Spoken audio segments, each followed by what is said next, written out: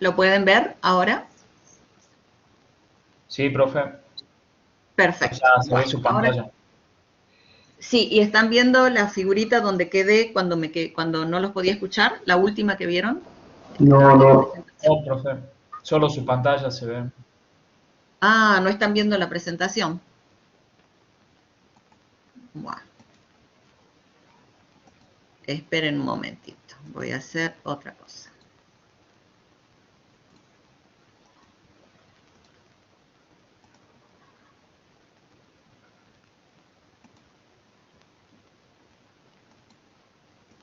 Ahora, Ahora sí, profe. bueno, entonces, ya como va ahí.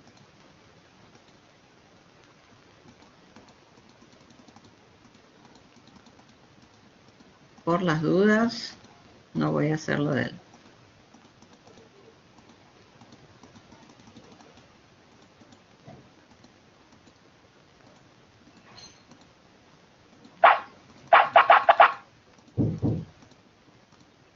Acá quedamos. Entonces, vamos a ver la parte de los sismos tectónicos, que es lo que realmente nos interesa, o sea, de la tectónica de placas. Rapidito, este es como un perfil de nuestra Tierra, donde está el núcleo interno, el núcleo externo, el manto, y lo que nos interesa a nosotros es la corteza. Esa corteza, como ustedes saben, flota sobre la astenosfera, que es un material más bien, no es sólido, tampoco es líquido, entonces es un fluido que tiene un fenómeno o un movimiento de convección en el cual hay desplazamiento de masa.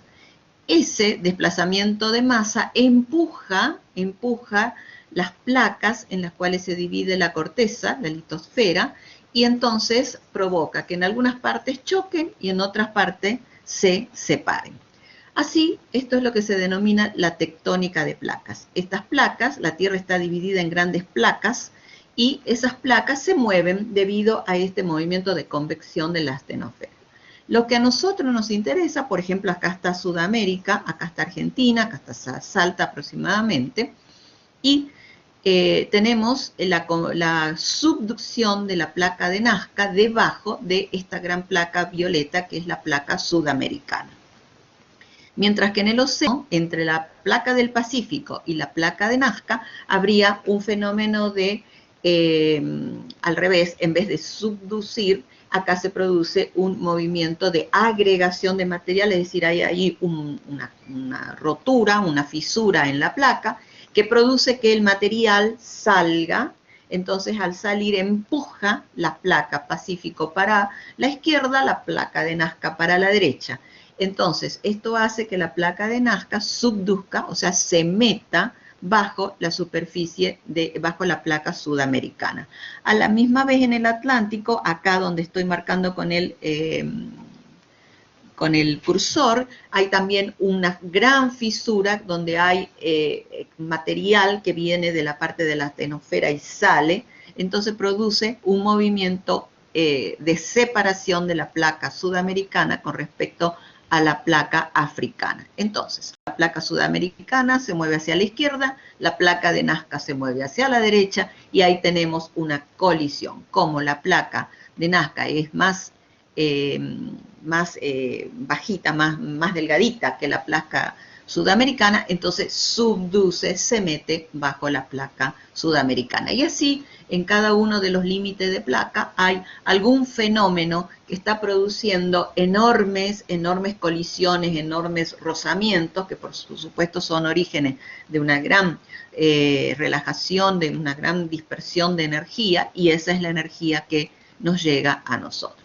Acá tenemos dibujado en colores lo que se denomina el círculo de fuego del Pacífico, y ahí están estos marcado los límites de las placas que producen los grandes sismos. Esta es la placa este es límite, como les dije, está en los mares, en los océanos, y los otros están o sea, relacionando placas oceánicas con placas continentales.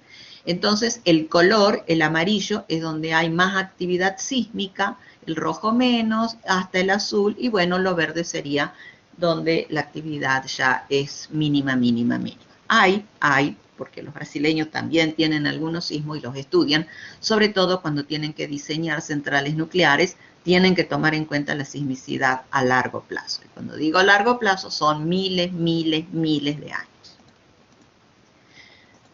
Bien, ¿qué pasa con nosotros? Ese choque de las placas produce que nuestra placa donde estamos nosotros, la placa continental, se fracture. Eso produce fallas y esas fallas se mueven y ese movimiento produce lo que se denomina la sismicidad superficial. Acá les estoy mostrando un ploteo de los focos sísmicos producidos entre el 1692 y el 2018 en alrededores de Salta. Acá está marcado con un triángulo la ciudad y de allí tienen círculos concéntricos a 100 kilómetros, 200 kilómetros, 300 y 400 kilómetros en superficie.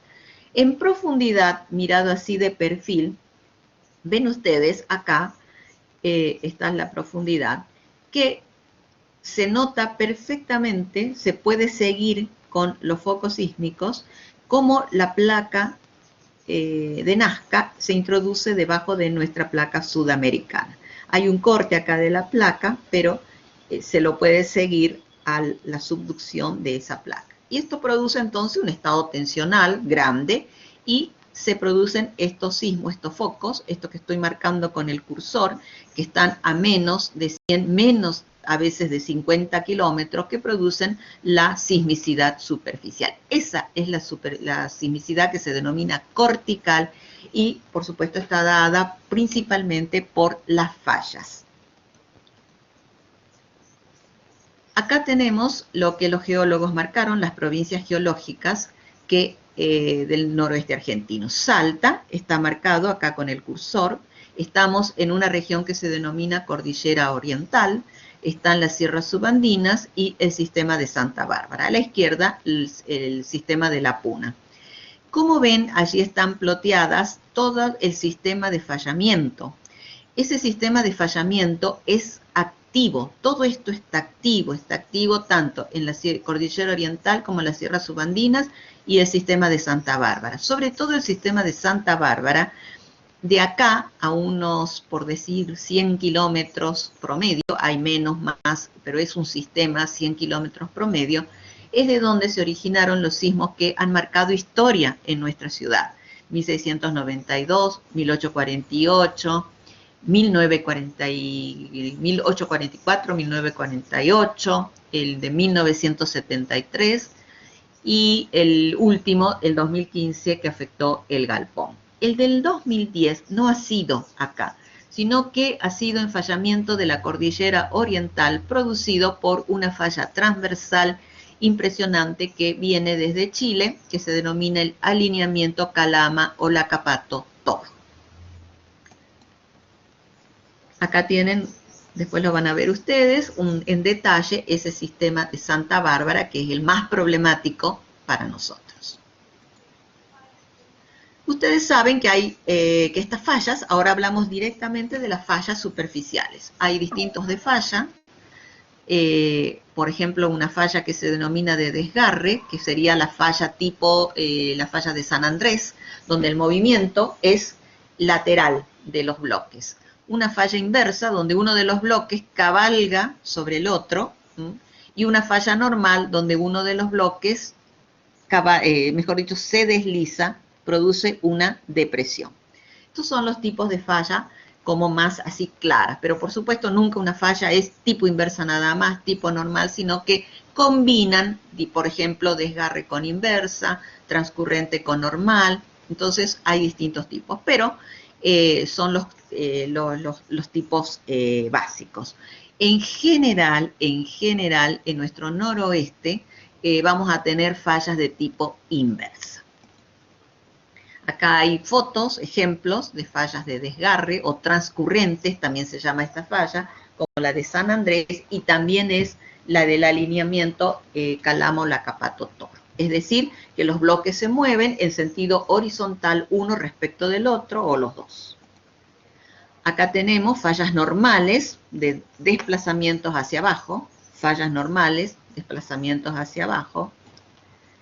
Acá tenemos una falla inversa, este bloque se cabalgó sobre donde está el hombre. Acá, por ejemplo, tenemos una falla inversa, cómo se la detecta. Y estas fallas, al moverse, estas fallas al producir esos terribles movimientos de grandes bloques tectónicos, que es lo que origina energía, energía mecánica, que se transforma o se transmite a través de ondas, ondas sísmicas. Entonces tenemos las ondas que se denominan ondas primarias, las ondas secundarias y las ondas de Rayleigh y las ondas Lapp. Las dos primeras son lo que se denominan ondas de cuerpo, u ondas, son profundas, abarcan, digamos, la corteza hasta la profundidad. Las primarias, fíjense el movimiento cómo es un movimiento colineal, es decir, acá la flechita ve la dirección del movimiento. Y el suelo se va moviendo en el sentido de que se expande, se comprime, se expande, se comprime. Entonces, las partículas del suelo se mueven en el mismo sentido del movimiento de la onda, del movimiento de la onda. Entonces tenemos zonas comprimidas y zonas que están expandidas. Mientras que las ondas secundarias, esta es la dirección del movimiento, el material se mueve perpendicular a la dirección del movimiento. Estas son las ondas que producen los mayores daños a nuestras construcciones civiles, las ondas secundarias, las BS. Estas son profundas. Luego tenemos las ondas superficiales. Esta es la onda Rayleigh, que tiene un movimiento elíptico, es decir, este es el movimiento siempre en la dirección del movimiento, pero el suelo, las partículas del suelo van sufriendo un movimiento elíptico, como que vuelven para atrás y van, vuelven para atrás y siguen. Mientras que las ondas Lapp, que también son superficiales, tienen un movimiento como de una víbora, es decir, el movimiento es horizontal, pero se mueve como si fuera una víbora. Entonces, ese es el movimiento que producen las ondas Lapp. Pero la onda que nos llega a nosotros, lo que nos llega es una suma de ondas primarias, ondas secundarias, ondas de Rayleigh y ondas Lapp. Como tienen distintas velocidades, vienen en distintos paquetes. Entonces, por ejemplo, acá tienen una idea más o menos de las velocidades que estamos manejando. Las primarias son las que llegan primero. Ese es el primer golpe. Luego vienen las ondas secundarias, que tienen una velocidad menor. Luego de las superficiales están las de Rayleigh, que son aproximadamente el 90% de estas ondas secundarias. Y luego la de Lapp, que son que tienen menor velocidad. Acá, por ejemplo, vamos a ver, no ver, sino intentar comprender un proceso de ruptura de una falla. Este corresponde al terremoto de Landers, de una magnitud momento 7.3. Acá ven la escala de desplazamiento. Entonces, desplazamiento, el movimiento de la falla. Tenemos lo verde son 5 metros, lo cual lo rojo ya vamos en el orden de 7, 8 metros. Eso es el movimiento relativo de la falla. Entonces,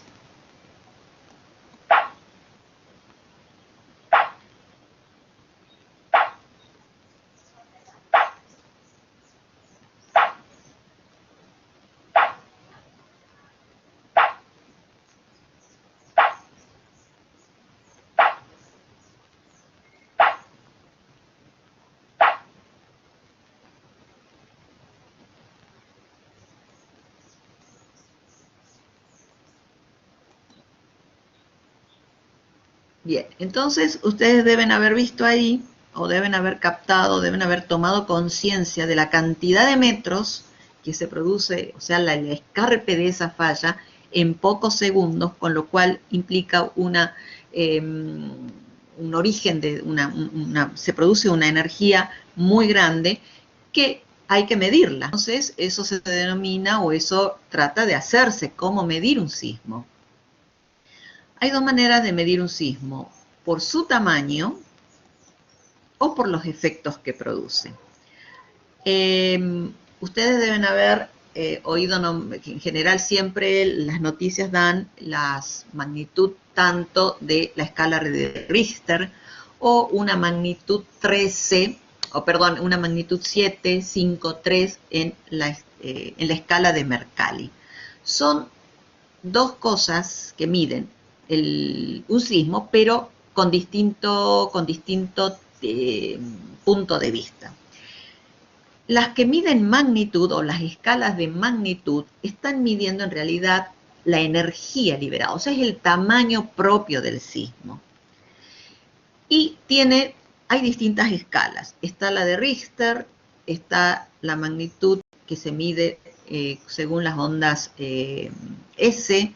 Hay otra que se llama magnitud momento, que mide el momento, un momento sísmico que se produce. Otras que se denominan magnitud B, que son las ondas de cuerpo. Estas son las ondas, ondas superficiales. La magnitud Richter es lo que se denomina la magnitud local y es la primera que se comenzó a medir.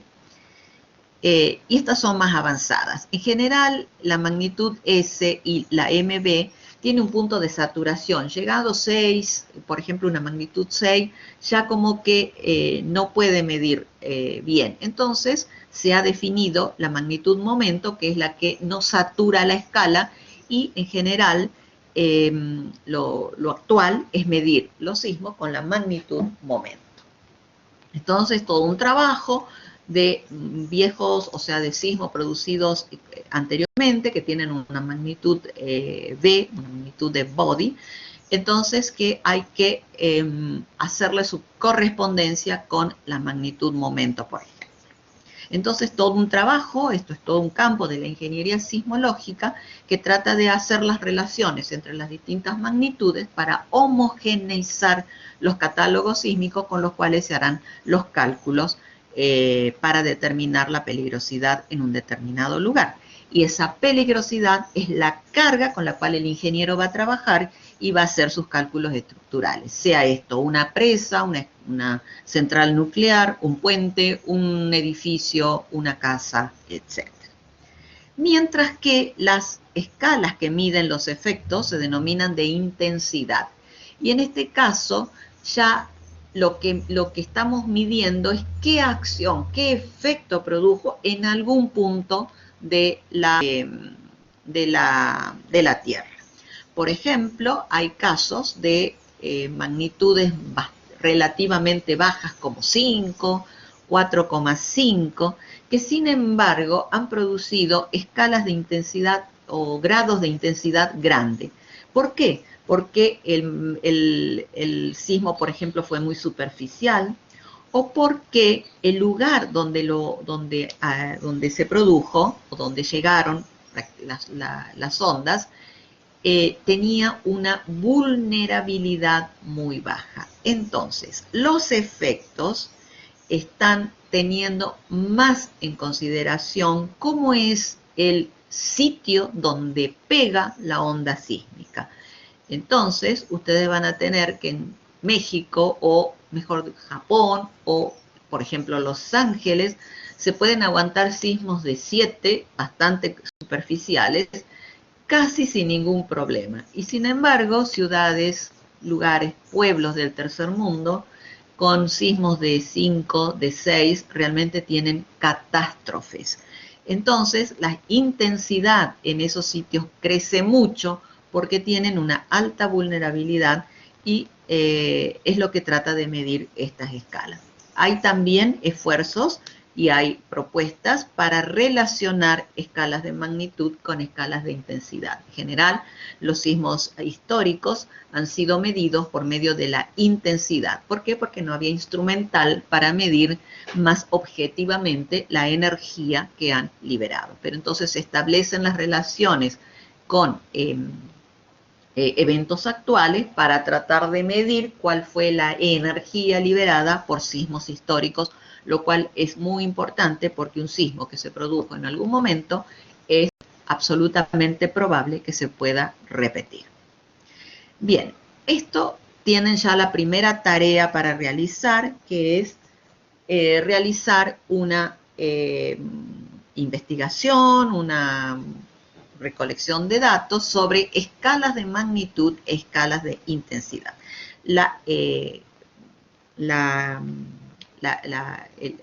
Cómo lo vamos, cómo les voy a pedir exactamente esta tarea, es un trabajo muy chiquitito, una tarea para el hogar muy pequeña, lo van a tener prontamente en la plataforma. La consigna, ya se las voy a pasar.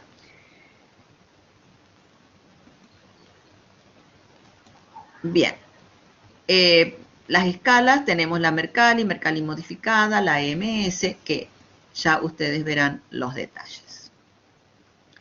Acá tenemos un sismómetro antiquísimo de Sangen, un chino.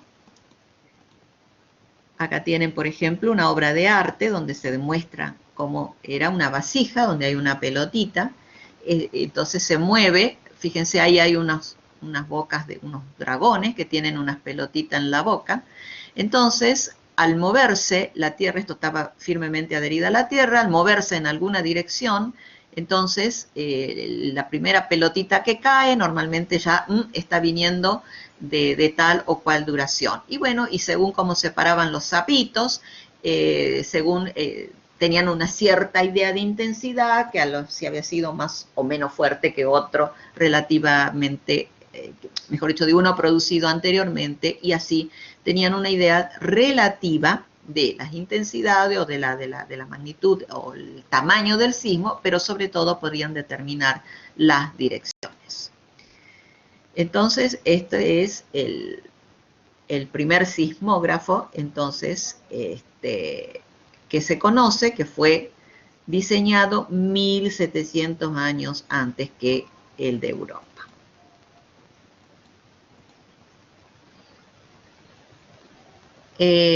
Conceptos.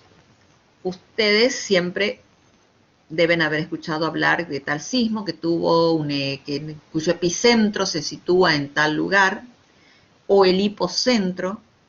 ¿Qué son? Son dos cosas distintas. El hipocentro es la ubicación del sismo, pero en el foco, donde se produce, en la corteza.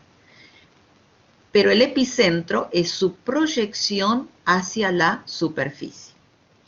La distancia epicentral es la distancia que hay entre el punto, o sea, el epicentro, y donde se ubica la estación sismológica. Esa estación sismológica medirá de alguna manera la onda sísmica que le llega.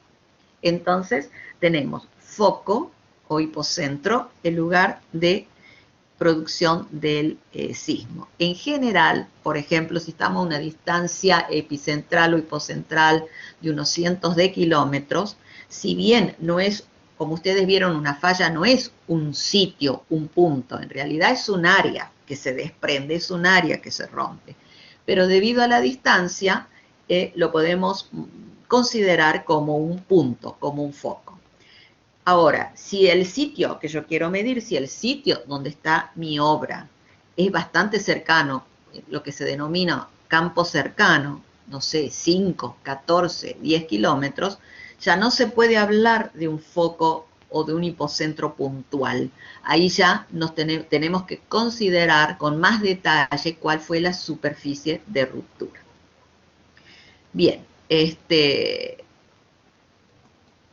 acá tenemos una serie de instrumentos que se usan para medir ese sismo. Tenemos acelerómetros, y por ejemplo el primero, ahí están las características, es un acelerómetro triaxial, o sea que mide 3 componentes, 2 perpendiculares y una vertical. Acá tenemos otro acelerómetro broadband, pero posiblemente esté midiendo también tiene 3 canales, y broadband significa que mide una amplia gama de frecuencias. Acá tenemos un registrador, acá esto registra la señal, esto es lo que toma, o sea, esto es donde se mueve, este es el instrumento que toma, y de allí pasa a un registrador, que puede ser el EDNA 2 o el Obsidian, y de aquí pasa a una computadora, una pantalla donde vamos a ver las clásicas acelerogramas que son como un electrocardiograma. Bien.